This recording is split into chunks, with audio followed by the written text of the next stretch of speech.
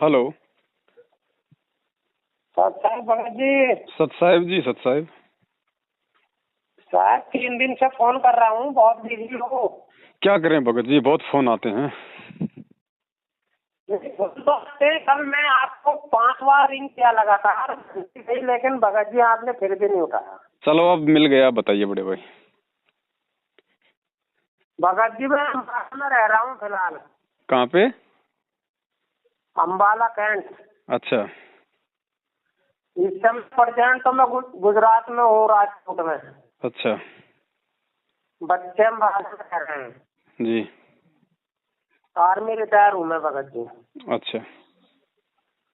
और अभी रेलवे में गेट पे ये कॉन्ट्रैक्ट पे जॉब कर रहा हूँ जी। तो भगत जी मैं आपके 2-4 वीडियो सुनी है। और मैं ये 20 मई को जो छोटा खुड्डा नहीं है अम्बाला में, वहाँ से नाम दान लिया मैं वही वीडियो के थ्रू। तो मुझे तो भगत जी इतना ज्ञान नहीं था, आप तो गुरुजी के साथ रहे हुए हैं, आपने पूरा मंजर अपनी आंखों से देखा है।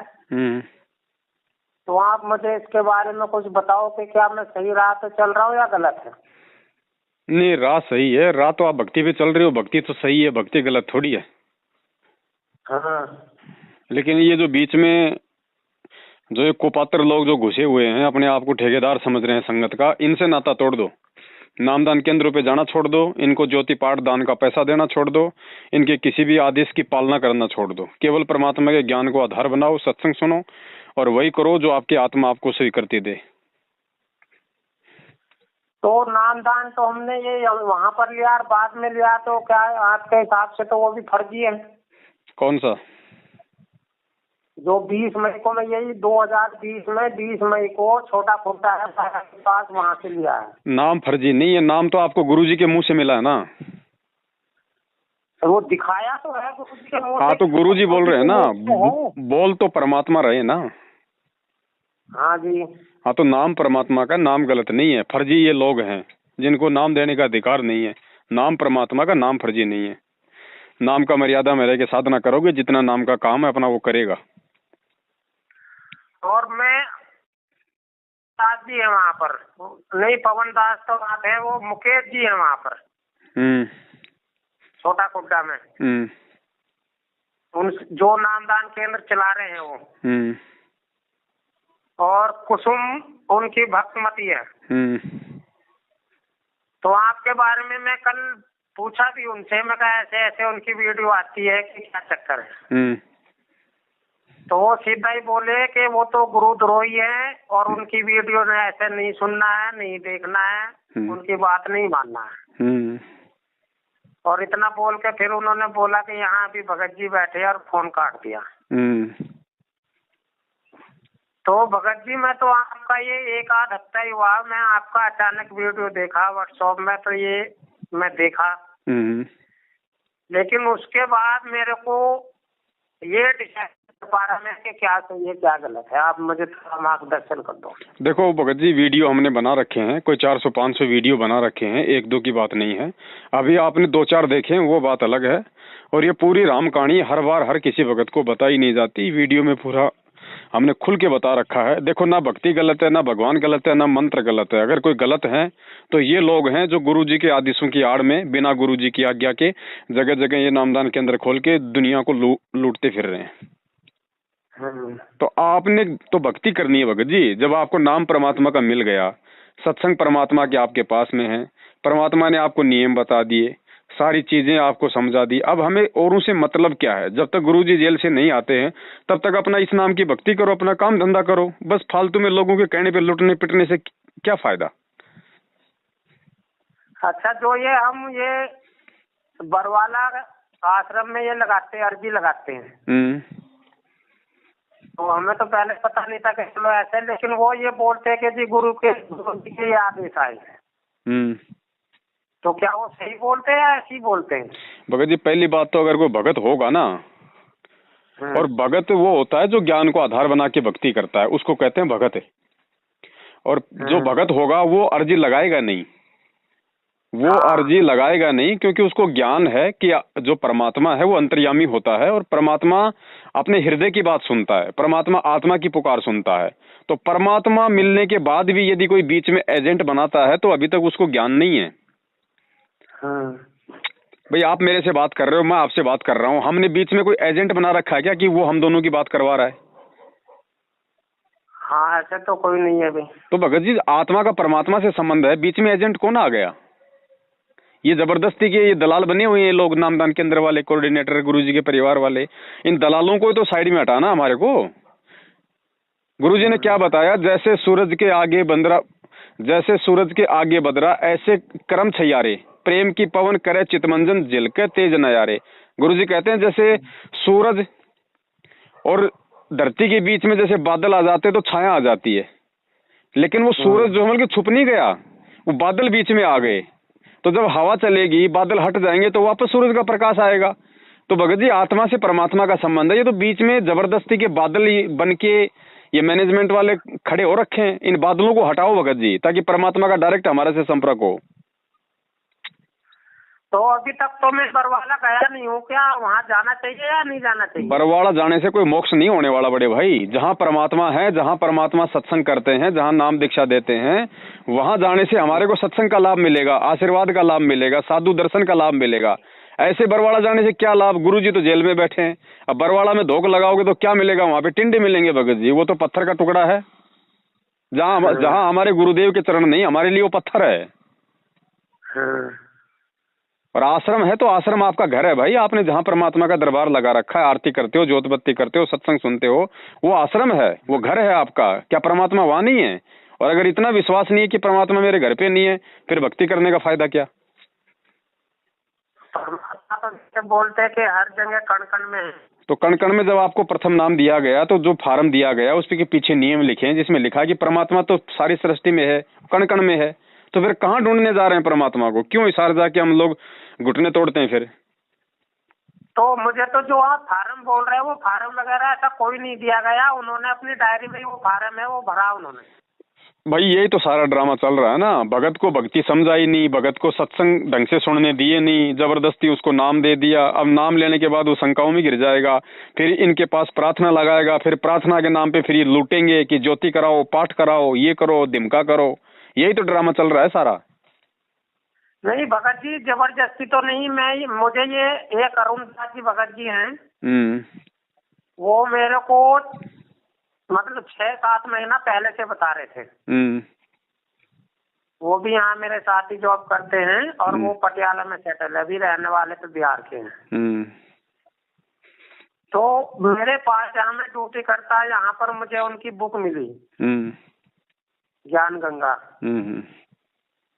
और एक बुक में ऐसी ट्रेन में आ रहा था, मुझे ट्रेन में एक बुक मिली उनकी, दूसरी जो एक ज्ञान गंगा है, दूसरी जीने की राह। ये दोनों किताबें मैं पढ़ी है भगत जी, पढ़ी है। और मैं आज तक इससे पहले किसी और संस्था से जुड़ा हुआ भी नहीं था, आज तक कहीं नहीं जुड़ा मैं। तो मेरे को तो ये कुछ थोड़ा सा ठीक लगा, ज्ञान इनका, ज्ञान के आधार पे मैं नाम लिया है। लेकिन अब क्या सही है क्या गलत है, गुरुजी क्यों जेल में गए, कैसे गए, ये तो हमें पता नहीं है। तो ये पता पहले करना चाहिए था ना भगत जी। नाम लेने से पहले मालूम करना चाहिए था कि आप जिनको गुरु बना रहे हो कहाँ है, कौन से आश्रम में है, कहाँ रहते हैं, जेल में है तो क्यों है, क्या कारण है। ये सारी चीजें भगत जी पहले मालूम होनी चाहिए थी। तो हमें जेल का तो उस समय पता ही नहीं था, तो पता लगा कि तो फिर जेल में। भगत जी फिर आपने क्या ज्ञान समझा फिर, ये बताओ। जो किताबों में लिखा है वो समझा। तो कम से कम ये तो मालूम करते कि भाई गुरु कहाँ है मेरा। आप एक बात बताओ भगत जी, एक वकील होता है और वकील के पास कोई आदमी जाता है मुकदमे के लिए, और वकील उसका मुकदमा लड़ेगा, तो क्या बिना सारी जानकारी लिए कोर्ट में जाके खड़ा हो जाएगा? पहले तो हार जाएगा, फिर ऐसे खड़ा भी होगा तो फिर हार ही रही है संगत। और क्या हो रहा है, जो लोग जल्दबाजी में नाम ले रहे हैं। अब ज्ञान तो भगत जी परमात्मा का है, ज्ञान तो ऐसा है कि आत्मा तुरंत आकर्षित हो जाती है। लेकिन थोड़ा सा आदमी के अंदर थोड़ा सा भगत जी विवेक भी होना चाहिए कि भाई चलो ज्ञान है, ज्ञान बहुत अच्छा है, नाम दीक्षा लेंगे, लेकिन कम से कम ये तो देखें भाई गुरुदेव कहाँ है, फिर मालूम पड़ता कि गुरुदेव जेल में हैं। भाई जेल में क्यों हैं, क्या बात हुई, ऐसा निर्मल ज्ञान, ऐसा ज्ञान देने वाला जेल में क्यों है। फिर मालूम पड़ता साहब बरवाला कांड हुआ। साहब बरवाला कांड क्यों हुआ, किसने करवाया, गुरुदेव की क्या गलती, अगर गुरुदेव की गलती नहीं तो किसकी गलती। तो सारी चीजें आपको मालूम पड़ती भगत जी। फिर आपकी बुद्धि काम करती कि हाँ मुझे अब क्या करना है, मुझे गुरुदेव का इंतजार करना है या क्या करना है। अब वही लोग नामदान के अंदर खोल खोल के बैठे हैं, जो लोग गुरुदेव को जेल पहुंचाने में जिनका हाथ है। अब बताओ फिर क्या होगा भगत जी। अच्छा, आपने एक वीडियो में ये बताया कि आपके पास भी नामदान केंद्र था। भगत जी मेरे पास नामदान केंद्र था, तो उसमें क्या गलती हो गई भाई। मेरे को जब मालूम पड़ा कि नामदान केंद्र फर्जी है तो मैंने छोड़ दिया। अब आज आपसे कोई ये कहे कि तू काहे का भगत है, भाई तू तो पहले हनुमान जी की पूजा करता था। अरे करता था तब तक मालूम नहीं था, अब संत रामपाल जी का ज्ञान ले लिया तो हनुमान जी का मालूम पड़ गया तो छोड़ दिया। ऐसे तो गुरुजी कहते कि मैंने 18 साल तक मैंने हनुमान पूजा करी, तो हम ये थोड़ी कह दें कि भाई लो भाई ये काहे के गुरु हैं, ये क्या दुनिया का मोक्ष कराएंगे, खुद तो हनुमान जी की पूजा करते थे। तो ये बेबुद्धि की बातें होती हैं भगत जी। नहीं भगत जी, आपने ये बताया उसमें वीडियो में कि आपसे नामदान केंद्र लिया गया है, आपने नहीं दिया। तो मेरे से भगत जी किसने लिया, कौन आया लेने के लिए, क्यों लिया, उसका कोई सबूत है, कोई वो प्रूफ है उसका? नहीं, ये तो फिर आप ही बता सकते हैं ना। अब वही बात है भगत जी, कहने को तो पूरा हरियाणा चले जाओ, हरियाणा में कहीं भी जाके गुरुजी का नाम ले लो, दो तो निकालेंगे गालियां गुरुजी को और कहेंगे वो तो देशद्रोही है, जेल में पड़ा है, तू कहाँ उसके चक्कर में फंस रहा है। तो लो भगत जी कहने की बात अलग होती है, सच्चाई अलग होती है। अब ये मेरे नाम के कोई गीत तो गाएंगे नहीं, क्योंकि मेरी वजह से इनके अरबों खरबों का इनका धंधा बंद हो गया, इनकी माया रुक गई, लोग सारी ये सच्चाई समझने लग गए, इनकी जय जयकार करना लोगों ने बंद कर दिया, तो इनको मिर्ची तो लगेगी ना भाई। तो मेरे कोई अच्छे गीत तो गाएंगे नहीं ये लोग। अब जो कुछ कह रहा है तो उसका भगत जी प्रमाण लो, ये सत भक्ति है। अगर मैंने कुछ गलत किया है, मैंने कोई चोरी करी है, तो कोई तो आदमी ऐसा होगा जो ये कहे कि भाई पवन दास ने मेरे से गुरुजी के नाम पे पैसे लिए, कोई एक तो खड़ा कर दो, 4 साल हो गई। और एक वीडियो में भगत जी 2018 में आपको बोलते इन्होंने मारा भी है। अरे छोड़ो भगत जी, मुझे तो कितना मार लो पीट लो, मेरे कोई ना असर पड़ता है ना कोई फर्क पड़ता है। मुझे मारने से क्या हो जाएगा भगत जी, सच्चाई थोड़ी रुक जाएगी। अब ऐसे तो 2 बार गुरुजी का रिमांड हो लिया भगत जी, करोथा जेल में थे तब हो लिया रिमांड, और बरवाड़ा में हो लिया रिमांड, तो इससे क्या हो गया बड़े भाई बताओ। सच्चाई तो सच्चाई रहेगी ना। जब तो भगवान, इसका कोई आइडिया है कि गुरुजी कब तक आ रहे हैं? भगत जी इसका कोई नहीं बता सकता, कोई नहीं बता सकता, क्योंकि वो परमात्मा है, परमात्मा की गति कोई नहीं जान सकता, कब आएंगे आएंगे नहीं आएंगे उनकी मौज भाई, ना आए तो ना आए उनकी मौज, आए तो भगत जी सुबह आ जाए वो भी उनकी मौज। हमारा जो कर्म है, हमारा जो कर्तव्य है वो है भक्ति, अगर ज्ञान समझ में आ गया तो। मुझे 2 मिनट थोड़ा सा ये बताओगे आप कि वो कांड क्या हुआ, कैसे हुआ, क्यों गए गुरुजी? कांड भगत जी साई जितना भी जो ये लोग थे जिन्हें सतलोक आश्रम मैनेजमेंट हरियाणा कहा जाता है, जिसमें गुरुजी का भाई उनका मुखिया था, जितने भी ये कोऑर्डिनेटर स्टेट कोऑर्डिनेटर हैं, ये बहुत सारे लोग मिलके और एक सतलोक आश्रम मैनेजमेंट हरियाणा के नाम से जाने जाते थे। अब भगत जी वही बात है, घर का जोगी जोगना बाहर का जोगी सिद्ध। अब गुरुजी को भगवान तो वो लोग मान रहे थे जो हजारों किलोमीटर से 500 किलोमीटर से ज्ञान समझ के आ रहे थे। घर वाले थोड़ी कोई उनको परमात्मा मान रहे थे, घर वाले तो रामपाल मान रहे थे। भाई माता पिता सोचते थे हमारा बेटा है, बेटा बेटी सोचते थे भाई हमारा बापू है, रिश्तेदार सोचते थे कि भाई रामपाल है। अब आश्रम में भगत जी आपको पता संगत आएगी तो 2 पैसा दान भी करेगी। अब दान का भगत जी गुरुजी थोड़े ना कोई मिल के हाथों से गिनेंगे, तो कौन गिनेंगे? वो लोग जाएंगे वहां पे जो गुरुजी के जो मिल के रिश्तेदार हैं, जो परिवार वाले हैं, काका ताऊ हैं। तो ये सारे के सारे लोग गुरुजी से चिपक गए। ज्ञान किसी ने समझा नहीं, परमात्मा या गुरु उनको किसी ने माना नहीं, माया के पीछे ये लोग उनसे चिपके रहे। अब संगत बढ़ी तो पैसा बढ़ा, पैसा बढ़ा तो भगत जी अहंकार आ गया इन लोगों के अंदर। गुरुजी को इन्होंने जबरदस्ती कोर्ट में नहीं जाने दिया, बार बार कोर्ट को गुमराह करते रहिए। 42 बार इन्होंने कोर्ट को गुमराह किया। भाई कभी तो कह दे कि भाई ये मेडिकल लो जी, क्योंकि फर्जी मेडिकल बनवा लेते थे डॉक्टरों को पैसा दे के, भाई रामपाल जी महाराज जी बीमार हैं, बेड रेस्ट पे हैं, तो कोर्ट क्या करे बेचारा, कोर्ट भाई आगे वो और डाल दे तारीख। तो 42 बार इन्होंने कोर्ट की अवमानना करवाई भगत जी, 42 बार। अंत में कोर्ट परेशान हो गया, कोर्ट ने सख्त आदेश निकाल दिया। तो इन लोगों ने भी कि भाई ऐसे कैसे जाने देंगे? कोर्ट हमारा क्या उखाड़ लेगा? हमारे पास लाखों भगत हैं, इतना पैसा है, प्रशासन में जानकारी है। इन्होंने बेचारे भक्तों को काले कपड़े पहना कर गुरु जी का नाम लेके कमांडर बना दिया है। सोचा भाई हम प्रशासन से अमल की टक्कर ले लेंगे। अब प्रशासन से भगत जी कौन टक्कर ले लेगा? है वो फिर ऐसी दुर्गति हुई, सारा तो बरवाला आश्रम का सत्यानाश हो गया, भक्तों की ऐसी की तैसी हो गई। और ये बड़े बड़े जो सूरमा बन रहे थे उस समय, गुरु जी के भाई, बेटा, बेटी, जवाई, ये सारे के सारे आज 6 साल से मुंह छुपाते हुए भगोड़े बन के घूम रहे हैं। फिर इन्होंने दोबारा से उसी गुरु के नाम की आड़ में ये धर्म को धंधा बना लिया। जगह जगह ये 250-300 दुकानें खोल दी नामदान की। आदेश गुरु जी का, काम करो सारे उल्टे। ये हो रहा भगत जी।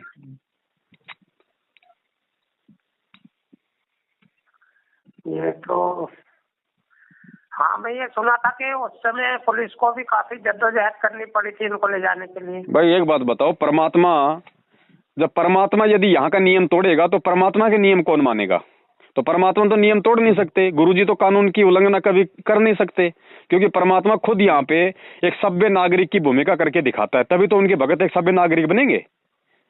तो गलती किसने करी फिर? ये असभ्य नागरिक की भूमिका किन लोगों ने निभाई? उन्होंने निभाई जो आज भगोड़े बन के घूम रहे हैं, पुलिस के आगे वांटेड है। और जो अभी गुरुजी पे ये लगा कानून के ये देशद्रोही है, तो गुरुजी पे ये किस बेस पे लगा है? भाई आप अगर प्रशासन के सामने अपनी सेना खड़ी करके, यदि आप प्रशासन के सामने हथियार लेके खड़े हो जाओगे तो भगत जी देशद्रोह का मुकदमा लगेगा, और क्या लगेगा? नहीं, ये एकदम से तो साबित नहीं हो सकता, ना ही लगेगा, कुछ उससे साबित कहाँ हुआ? तो साबित थोड़ी कर दिया कोई प्रशासन ने मुकदमा लगा रखा है, साबित थोड़ी हो गया। अच्छा। और भगत जी आपने ये देखा होगा, मैं भी ये कल ही देखा, एक आश्रम फिल्म आई है, ये बॉबी देओल की, इन्हीं पे है किसी और भगत पे है? भगत जी मुझे पता नहीं ना, मैंने देखी है। मैं इसका ट्रेलर आ रहा है, आश्रम फिल्म। पता नहीं भगत जी। तो उसमें एक बार ये भी बोलते हैं कि बसवाले बाबा का नाम लिया है। पता नहीं भगत जी, मैंने देखी नहीं, ना मुझे पता है, ना वो देखने की आवश्यकता है हमें। नहीं, मैं भी मोबाइल में ही देखा ट्रेलर उसका। अरे आप वो 3 घंटे की फिल्म क्या देखोगे? हम तो 6 साल से ये फिल्म देखते आ रहे पूरी आश्रम की। बॉबी देओल क्या कोई नया बनाएगा? ये हमारी आंखों के सामने फिल्म बन गई 6 साल से। तो मैं तो इसीलिए आपसे बात करना चाह रहा था कि आपने तो आंखों के सामने देखा है।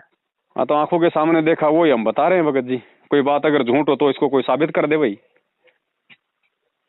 तो भगत जी उसमें ये भी दिखाया कि वहाँ पर औरतों का भी धंधा होता था, स्मैक का, ड्रग्स का।